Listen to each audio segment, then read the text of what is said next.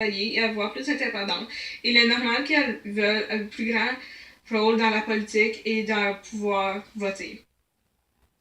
Max Weber croyait que le facteur économique, la religion, l'éducation, la politique et la structure familiale constituaient les valeurs individuelles et qui causaient les changements sociaux. Même si peu de détails de l'enfance de Mme Macron sont connus, on peut savoir la base de ces facteurs. Elle vivait confortablement au niveau économique. Nelly était catholique et c'est grâce à sa religion qu'elle a rejoint l'Union chrétienne des femmes pour la tempérance, dont sa belle-mère était présidente. La politique est un des facteurs les plus importants dans la carrière de Nelly. Lorsqu'elle a voulu l'injustice dans la politique, que les femmes n'avaient pas le droit de vote et qu'elles ne pouvaient pas s'asseoir au Sénat, puisqu'elles n'étaient pas considérées comme des personnes. Elle a pris le problème entre ses mains. Weber croyait que le pouvoir se présentait sous plusieurs formes. Nelly était éduquée et était excellente à relier d'autres femmes pour la cause. L'observation participante serait la meilleure manière de connaître Nelly McClung, ses valeurs, ses goûts et ses raisons. La seule manière que l'on peut savoir ces informations est de connaître la personne. Et puisque l'on veut connaître seulement une personne, il n'est pas nécessaire de le faire en échantillon. La famille est le facteur primaire qui a eu le plus d'incidence sur le comportement de Nelly McClung. Sa famille l'a encouragé dans ses objectifs. Sa famille était très libérale, puisqu'ils l'ont encouragé leur fille à poursuivre une carrière en politique, un terrain presque aucunement touché par les femmes. Le sexe de Nelly a évidemment fait une différence dans sa carrière. Si elle avait été un homme, elle n'aurait jamais fait partie du mouvement pour les droits de la femme. Elle n'aurait jamais connu l'injustice de l'époque. Les pères de Nelly ont aussi une grande influence dans sa vie puisqu'ils l'ont encouragée à poursuivre sa carrière. Ils sont les plus importants agents de socialisation secondaire. Les femmes de l'Union chrétienne des femmes pour la tempérance ont influencé la carrière de Nelly, puisque c'est ainsi qu'elle a commencé à s'intéresser aux droits de la femme.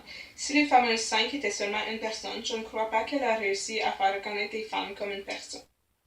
L'éducation de Nelly l'a aussi beaucoup influencée. C'est grâce à ceci qu'elle a su comment s'y prendre pour obtenir ce qu'elle voulait. Si elle n'avait pas été éduquée, elle ne serait jamais aventurée dans la politique.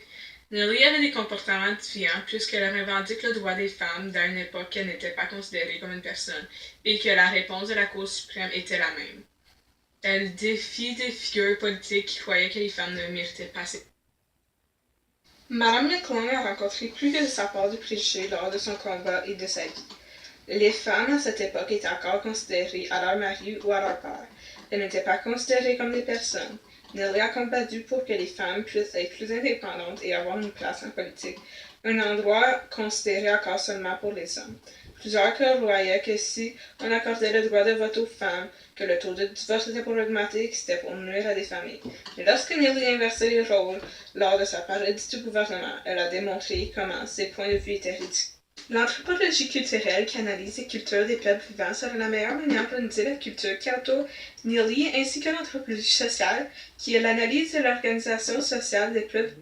L'anthropologie culturelle nous aidera à comprendre la culture que Nelly a grandi et a vécu dedans, et comment elle a changé cette culture. Évidemment, elle a grandi dans une société patriarcale où les hommes étaient supérieurs, mais McClung a influencé la structure sociale plus précisément au plan politique et à la justice sociale.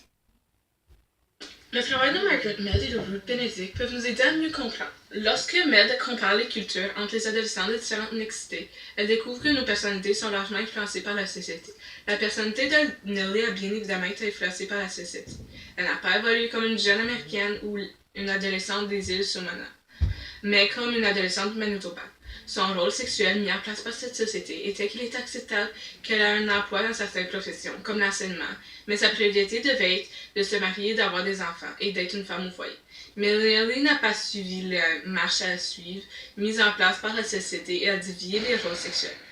Oui, elle s'est mariée et a eu des enfants, mais elle a continué sa carrière comme activiste, politicienne et écrivaine. La meilleure manière de recherche serait l'ethnographie. L'ethnographie comprend l'observation directe. L'observation serait faite par un observateur sur le terrain. Il va alors participer à plusieurs activités dans ce groupe, comme des rencontres politiques et des activités quotidiennes de l'époque de Nelly. Il y aurait un apprentissage intensif de la langue et de la culture observée. La recherche faite en ethnographie comprend l'utilisation des informations collectées à l'aide d'entretiens grâce à l'observation participante et la réunion d'une documentation. En général, cette méthode de recherche est la meilleure car elle est la plus détaillée, la plus. Les rôles sexuels ont évidemment fait une différence dans la carrière de Nelly, puisque c'est ceci qu'elle a combattu dans sa carrière politique. Si la justice sociale avait déjà été atteinte, elle n'aurait jamais fait partie d'un mouvement pour les droits de la femme. La langue n'a pas vraiment influencé la carrière de Nelly, puisque l'anglais était la langue la plus utilisée au Canada. Donc, elle n'avait aucune difficulté à se faire comprendre. La religion a une grande influence sur la carrière politique de Nelly, puisque c'est ainsi qu'elle a commencé son combat pour le droit de vote des femmes, quand elle a rejoint l'Union chrétienne des femmes pour l'indépendance. La religion avait beaucoup de pouvoir aussi dans cette époque, ainsi une grande influence sur la société, ainsi que ses valeurs et que ses comportements. Elle détermine les rôles de chacun et influence plusieurs lois. Les rites de passage dans la société de Nelly, comme les mariages, les passages religieux et autres, étaient surtout pour diriger les gens dans leur rôle dans la société et leur rappeler l'influence de l'Église. La transmission de culture fait que Nelly vit dans une société conservatrice où des valeurs sexistes sont transmises d'une génération à une autre. Elle a transmis les rôles sexuels que Nelly a combattus au cours de Madame McClung vivait dans une société majoritairement blanche, anglophone et chrétienne. La société n'était pas très multiculturelle, mais plutôt raciste. Alors la civilisation était préférable si tu étais un nouveau arrivant au pays. Il y a plusieurs référents culturels à l'époque de Madame McClung, comme les journaux, la famille et l'Église. La source première d'information dans les années 1900 était les journaux, mais les journaux sont remplis d'opinions des auteurs. La famille est importante puisque c'est le premier référent qui t'affecte. Elle te donne des valeurs et te transmet la culture. L'Église était un référent culturel puisqu'elle pousse les gens à adopter certains comportements et c'était un des lieux où l'information était véhiculée. Ceux-ci sont des référents culturels puisqu'ils te permettent à la culture de se propager. Maintenant, vous connaissez mieux Nelly McClung, que ce soit son histoire ou au niveau anthropologique, psychologique et sociologique.